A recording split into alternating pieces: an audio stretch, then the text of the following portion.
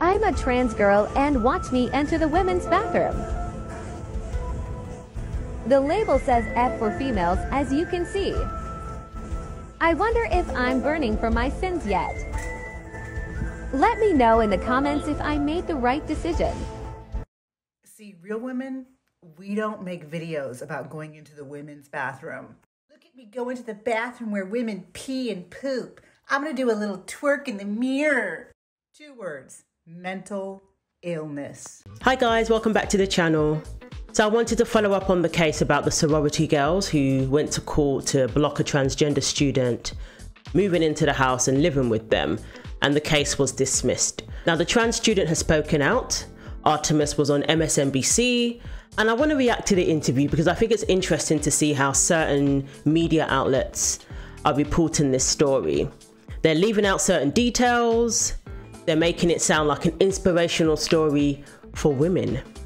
Yes, they're making it sound like an inspirational story for women.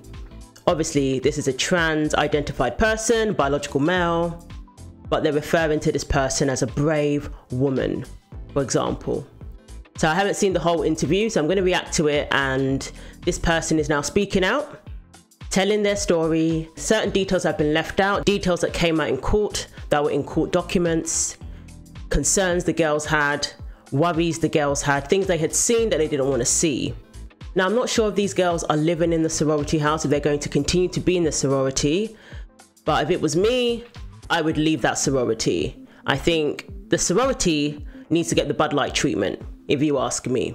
So MSNBC did a sympathetic interview with a transgender sorority member from the University of Wyoming after the student was accused of peeping on girls, photographing them and asking them about their sex lives and genitals, according to allegations in a lawsuit. Artemus Langford is a transgender student, a biological male, who joined the Kappa Kappa Gamma sorority chapter last October. Girls came forward in a suit in March, expressing their discomfort with sharing living quarters with Langford. And Yasmin starts off the segment by saying, "The case has drawn widespread attention as schools continue to be a front line in these fights for LGBTQ rights, and for the very brave woman at the center of it all is joining me now. Not trans woman, woman. While we have to be called cis." So let's take a look. I want to share a story about Artemus Langford, who is a student at the University of Wyoming and made history last fall as the first openly transgender woman to join a sorority. Being the first can be incredibly hard, and this case is no exception. So this is unprecedented. This is the first transgender student to join a sorority rather than a fraternity or making up their own group. And now this sets a precedent. That's what's so scary about this. So in the future, when young women want to join sororities, this is something they have to give serious consideration to. You may have to share with a biological male, a fully intact biological male who, you know, and if there's anything untoward going on, unfortunately, they may not believe you. Because this university didn't believe these 6 women. Who sued to kick her out of the chapter over her trans identity. The case has drawn widespread attention as schools continue to be a front line in these fights for LGBTQ+ rights. See, she's making it sound as if it's about identity. The same way, you know, you decide you don't want to share a house with a black person. That's how she's making it sound. No, it's about them not wanting to share a house with a biological male, with a man who has a penis and who allegedly is looking at them inappropriately, making them feel uncomfortable. They don't want to share a house with a male because they're women and it's a sorority, and their expectation was that they were going to be sharing a house with other women. Not trans women, not men, not biological males, not men who identify as women, simply women. That was their expectation. And now it's one thing when you go to college and there's people of all different walks of life on campus. But to share a house, to share a bathroom, to undress, to get dressed, to have that person undressing and getting dressed in front of you. Close spaces, living quarters, where you can be vulnerable. That's a completely different thing entirely. And I think I'm not an expert on these things, but I would think that's why we even have sororities and fraternities in the first place. They separate the male and females. So it wasn't unreasonable for these women to expect to share a house with other women. Artemus Langford, the very brave woman at the center of it all, is joining me now. Wow. Artemus, thanks for joining us on this. Appreciate it. How you doing? Thank you for having me on. I'm doing okay. This very unusual in my experience to be able to have this opportunity. So I'm very thankful to be able to be with you here today. It's got to be hard, Artemus, to start off your junior year. You know, you should be thinking about what classes you're taking, which friends you're going to be hanging with, what opening year parties you're going to be going to. Instead, you're thinking about this lawsuit and how members of your sorority didn't want you to be a part of it. What is that like for you? Wow. I can't believe this is a woman interviewing this person, and all the sympathy is going towards the trans person. No fault for the young girls, for the young women who had to live in this house under these circumstances. No fault for them. And this is coming from another woman. It's been a very difficult year, to say the least. The sheer awe and surrealness of being in a media cycle again and again, even though I didn't necessarily want to be given all this attention just because of my identity. And then just the sheer terror of being in a lawsuit and not knowing what happens next, especially with threats online and harassment, both physically and then online, has been very hard on myself and those that are in my chapter and campus in general. Yeah, so this is 6 girls out of, you know, the number of women who are in the chapter. So they're trying to paint it out as this is just a few, you know, bigots who took on this lawsuit, that the rest of the sorority is perfectly happy with it. It came out in court as well. They said that, you know, this is a huge chapter, and it's, they have different sororities throughout the country. And this is just these 6 girls who are the bigots or whatever. But we know full well that many women feel the same way about this sort of thing, but are scared to speak out because they have received harassment. They have received vilification and harassment online. So they're scared to speak out. Some of them have even had their scholarships threatened, their place at university threatened, their place on the team threatened. We're talking about sports, and have been given no support. And from what I've been hearing about the case, everything that's been revealed about the case, these young women didn't get much support at all. And they were basically called liars because all they had was their stories. And that wasn't good enough. They were basically called liars. These days, you've got to get it on camera. That's where we're at now. You have to have some sort of audio. You have to have some sort of video, something to substantiate your claims. Otherwise, you know, they're going to claim to not believe you. They're going to claim that you're making it up. Very, very sad that these young girls have had to go through this. And this is the precedent that has now been set. So again, in the future, how many girls are going to want to join sororities? And this is what they do. The minority who are perpetuating this tyranny, they are the ones who are always the victim. And that's it. And then we have different categories of victimhood. So if there's a black person speaking out against a trans person, the trans person takes precedence. The victimhood of the black person doesn't matter anymore. There's different categories as well, I've noticed. If it's a gay man, no. If it's a lesbian woman speaking out against a trans person, the trans person takes precedence. The lesbian woman is a bigot because she doesn't want to date a biological male. This is where we're at now. There's different hierarchies. And that's what we're seeing here. This is being perpetuated here. The young women who feminists are supposed to get behind, they don't matter now. This was unexpected for them too. They thought they were just joining a sorority. They thought it was going to be the most girliest thing They never come across. Me, I was always a tomboy. A sorority is not something that I would have even thought of doing. They thought they were joining the most girliest thing you could join. And there's a biological male in the house now. Probably 6 foot something. I don't know how tall the person is. Sharing a shower. And allegedly, also taking some pleasure in being surrounded by girls. Because let's not act like there isn't a condition where this sort of thing is fetishized. I don't know if I said that right. Let's not act like that condition doesn't exist. Autogynephilia or something like that. I'll have to look it up now. Let's not act like that condition isn't a real thing. And I'm not claiming that this person has that. I don't know. But based on the allegations that were made, it points towards that. Based on the allegations that the court didn't believe, I have to say. I have to acknowledge that this person has the court on their side. This person has the law on their side. So they can come on TV and basically say that they're the ones who have the credibility now because the court, you know, was on Artemis's side, unfortunately.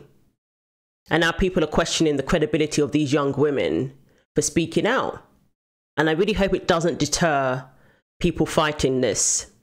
You either fight it or you just boycott it. Meaning, don't join a sorority if this is the stance they take. Unless the sorority unequivocally says, we are only for females. Because sororities have a heads up now. If you don't want this sort of thing happening to you, you're going to have to go back to your bylaws and define a woman. Adult human female, in case you didn't know. You're going to have to define that in your bylaws now. And if you don't, I can only assume that you're okay with this. I can only assume that you're okay with males joining your sorority. Has been very effective because of that.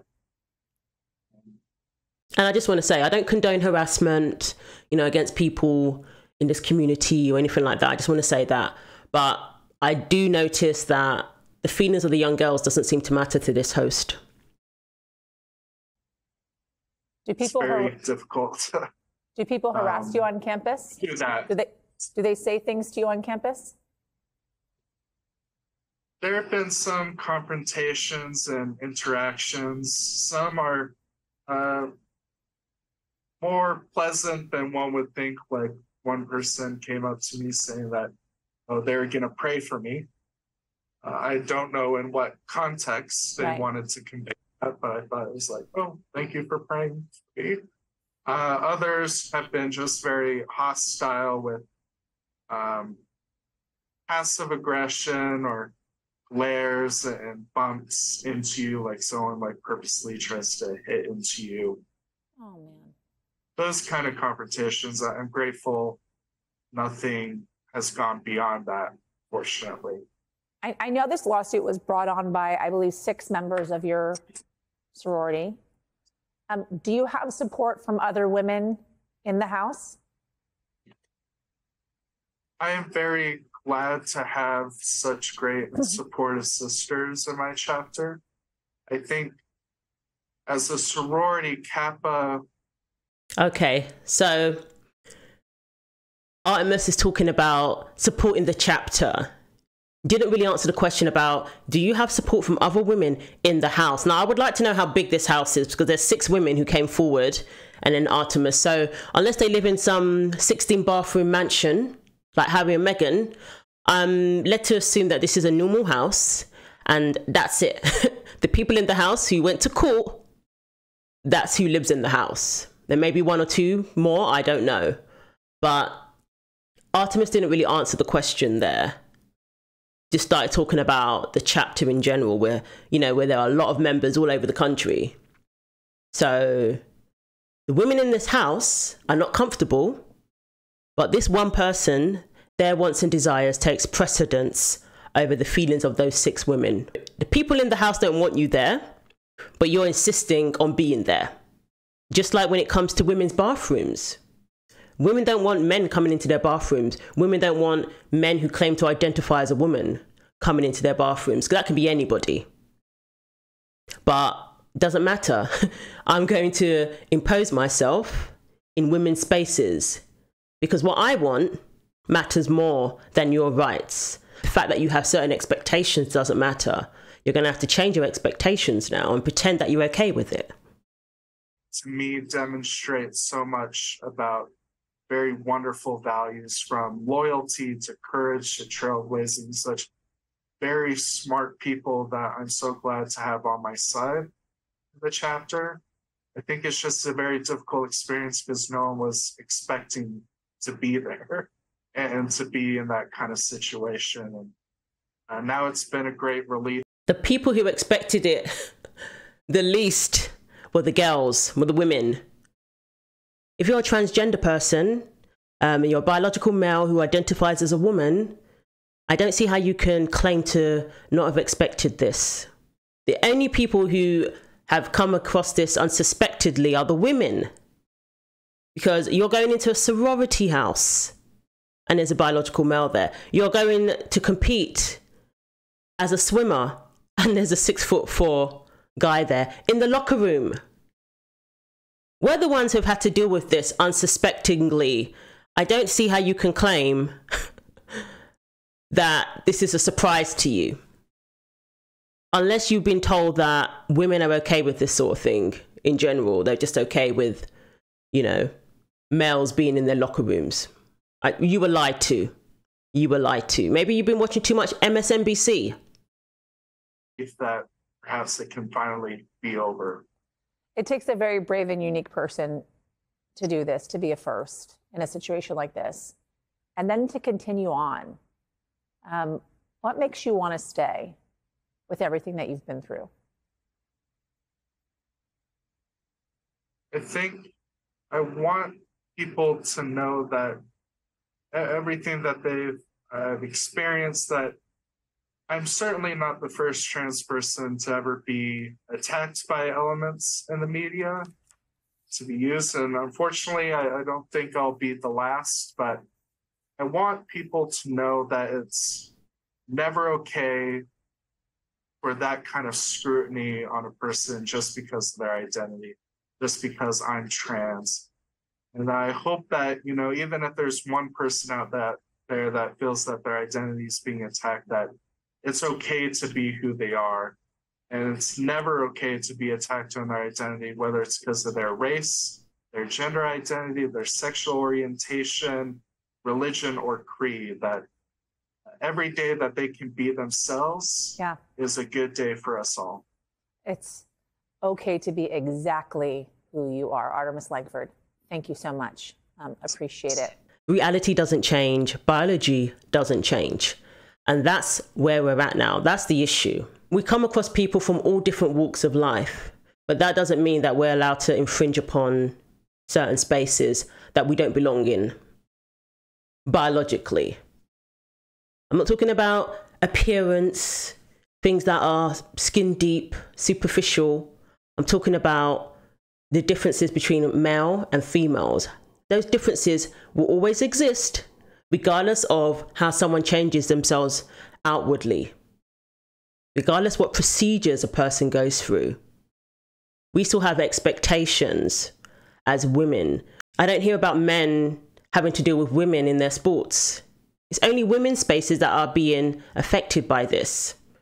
So how can you say that this is about equality?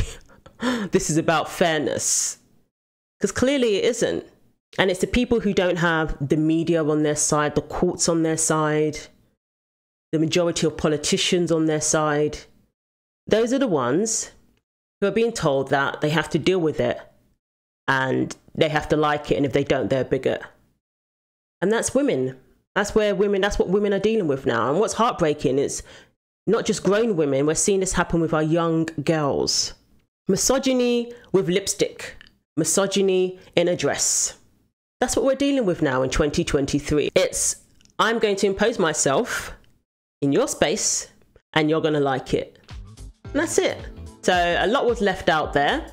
No questions about the allegations the girls made. But of course, this was all to paint one person as a victim and the others as villains. Now, I'm not saying that Artemis's point of view shouldn't be heard, but you can believe that these young women aren't going to be invited to MSNBC to give their side of the story. So I would like to call those young women, the 6 young women who went to court over this, I would like to call them brave. because I think they're the ones who are brave. They're the ones who are fighting for other young girls who are coming behind them, who are joining a sorority thinking they're going to be surrounded by sisters, and there's a dude there. That's who they're fighting for. And I commend them once again for taking it as far as they took it. If they want to appeal, great, if they're able to. And again, I think it's time that people start giving these sororities the Bud Light treatment. Unless they make it unequivocally clear in their bylaws what a woman is and who the sorority is for. It's time to start looking at other endeavors. I just don't think it's worth it. So let me know what you think. Thanks for watching. Take care of yourselves, and God willing, I will see you in the next video.